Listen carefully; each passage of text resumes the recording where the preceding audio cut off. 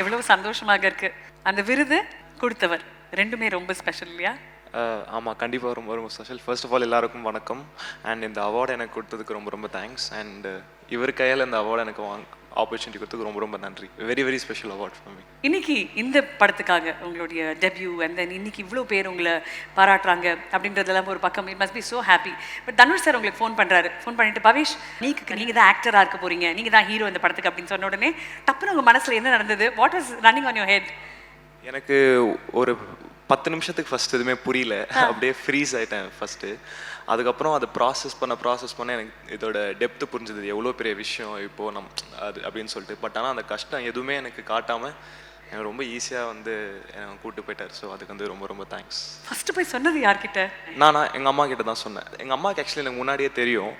But ஆனால் நான் போய் சொல்லும் போது தெரியாத மாதிரியே காட்டினாங்க. அப்படியே என்னடா சொல்கிற அப்படின்னு கேட்டு. ஸோ அவர் சொல்லும் போதே ஃபுல் ஃபேமிலி இருந்தாங்க. So nice, beautiful. ஓகே, இயக்குனர் தனுஷ் அவர்கள் இந்த சீனை சூப்பராக பர்ஃபார்ம் பண்ணிட்ட கண்ணு அப்படின்னு அந்த ஒரு மொமெண்ட் ஒரு பாராட்டு கொடுத்துருப்பார்ல, அது எந்த சீனுக்காக? எதுவுமே சொல்லுங்க. அச்சோ, என்னது படத்துக்கு அப்புறம்? இல்லை, அவர் எதுவுமே சொல்ல. தெரியும்ல, ஒரு டைரக்டரோட இன்ஸ்டிங் தெரியும்ல, ஒரு ஒரு ரியாக்ஷன் கண்டிப்பாக இந்த சீன் அவருக்கு பிடிச்சிருக்குன்னு நமக்கு ஒன்று தோணும்ல, அது எந்த சீனுக்கு தோணுச்சு? இல்லைங்க, அது அவர்கிட்ட இருந்து ஓகே வாங்கிட்டாலே அது ரொம்ப பெரிய விஷயங்க எனக்கு. ஸோ அவர் ஷார்ட் ஓகேன்னு சொல்லிட்டாலே நம்மளுக்கு பயங்கர ஹாப்பி ஆகிடும். ஸோ அதனால நீங்களும் போய் கேட்கவே இல்லை? அதெல்லாம் நம்ம கேட்கல. இந்த படத்தில் வந்து காதலுக்காக ஊர் விட்டு ஊர் போயிட்டுலாம் வருவோம். நம்ம காலேஜ் விட்டு காலேஜாவது போயிட்டு வந்திருக்கோமா? காலேஜ் பக்கம் கூட போனது கிடையாது.